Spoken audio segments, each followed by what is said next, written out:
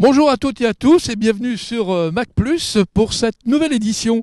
Nous sommes cette semaine devant la toute nouvelle école supérieure d'art qui vient de s'installer à côté des locaux de l'université à Saint-Roch.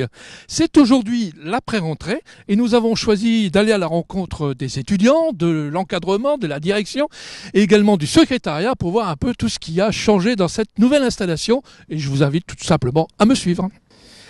Avec Jean-Michel Géridan, donc directeur de ce bel établissement, je suppose que c'est une belle journée. C'est une plutôt belle journée, oui. Nous accueillons nos étudiants là pour c'est la première rentrée dans les locaux au 130 allée Saint-Roch et nous sommes plutôt heureux d'investir ce bâtiment.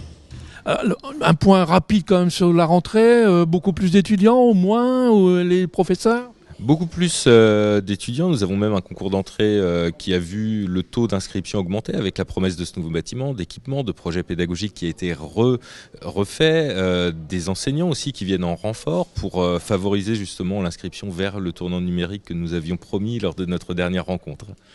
Absolument, je ne sais pas si vous vous en souvenez, mais il y a quelques mois, on était déjà venus, mais on était en plein chantier. Hein. Tout à fait. Alors maintenant, petite dernière question quand même, ces nouveaux locaux, c'est bien ?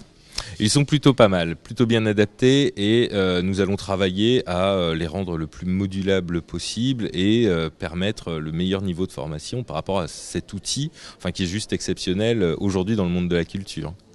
Bien, merci Jean-Michel. On va tout de suite aller à la rencontre de Martine, votre secrétaire, pour voir évidemment l'enregistrement, l'accueil des nouveaux étudiants. Elle est en plein travail, on va tout de suite y aller.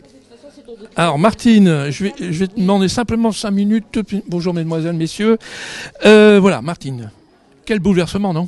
Ah, bouleversement, mais à quel point agréable, dans une nouvelle école, avec la même équipe, quelques enseignants nouveaux également, beaucoup d'étudiants nouveaux, à tous les domaines, c'est-à-dire dans première année, deuxième année, troisième année, 4 et 5. On a vraiment des nouveaux étudiants dans chaque année et je crois que pour nous, on est très fiers aussi de les accueillir dans la nouvelle école.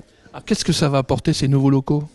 Surtout un confort de travail énorme parce que ceux qui ont connu l'ancien bâtiment, c'était franchement pas facile pour travailler. Là, on a des espaces très grands, très lumineux.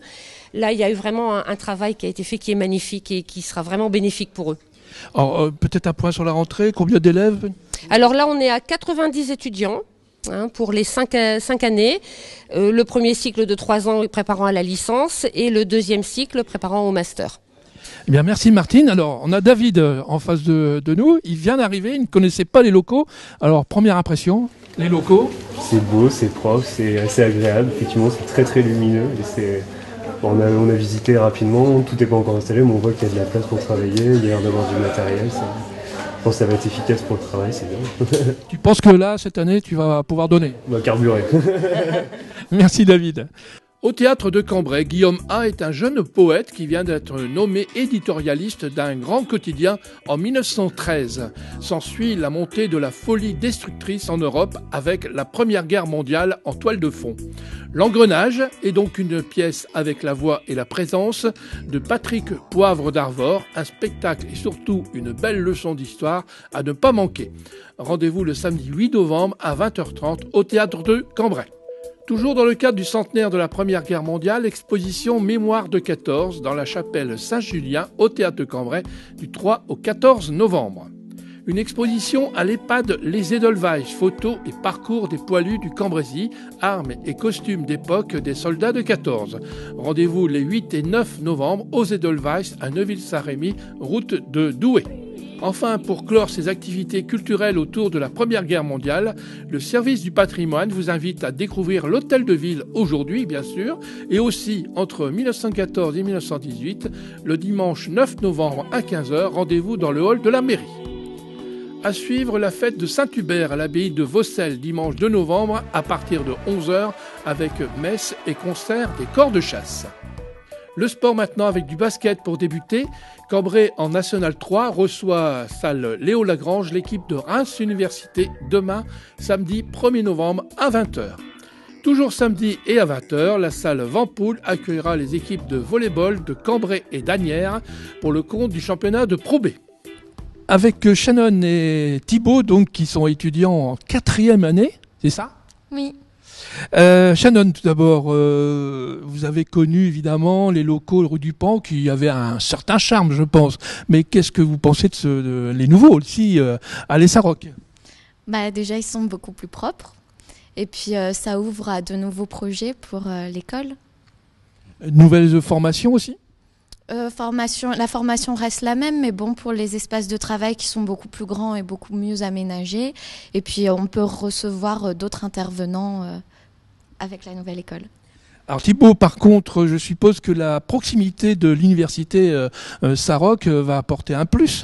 Oui, ben déjà, avant on était un peu excentré et du coup, là, on est à côté de l'université, on peut profiter du resto U et rencontrer de nouveaux étudiants. Et aussi, on a peut-être la possibilité de travailler avec eux et d'ouvrir sur des clubs, notamment un club de rugby qui va peut-être se monter. Peut-être aussi quelques petites soirées? Oui, de toute façon, on n'en a pas parlé encore, mais je pense que ça se fera dans la suite des choses. Merci Shannon, merci Thibaut d'avoir si gentiment répondu à nos questions. Vous avez parlé de sport, la transition est toute faite, puisqu'on va tout de suite retrouver Marine avec l'entraîneur de basket qui, je rappelle, l'équipe de première évolue en National 3.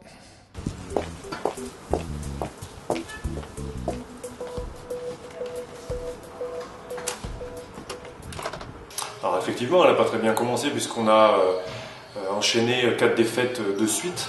Peut-être un petit manque de fraîcheur physique, pourtant la préparation s'est bien passée. Je pense aussi qu'on est tombé sur de grosses équipes dès le début du championnat et des déplacements très très longs. Donc quand on se déplace et qu'on fait 500 voire presque 600 km pour aller jouer un match de basket, forcément les organismes sont mis à rude épreuve aussi, donc il a fallu gérer tout ça. Alors ça va mieux parce qu'on a gagné 2 matchs de suite et on est amené à rencontrer des équipes qui sont a priori un petit peu plus abordable, dont une qu'on va jouer samedi qui s'avère très importante. Il va falloir qu'on confirme les 2 victoires qu'on a déjà engrangées. On a eu 3 joueurs recrutés, donc il a fallu aussi que la mayonnaise prenne avec ces 3 joueurs-là. Donc j'espère que ce sera de bon augure pour la suite.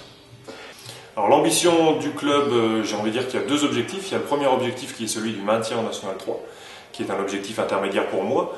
Et ensuite l'objectif final que j'espère qu'on va atteindre, c'est d'arriver dans les 4 premières places du championnat. Toujours optimiste, il faut de toute façon être optimiste. Nous en avons terminé pour la page de sport avec l'entraîneur de basket de Cambrai, une saison qui s'annonce en tout cas positive. Quant à nous, on se retrouve la semaine prochaine pour un nouveau numéro de Mac+ sur lecambraisien.tv. À bientôt.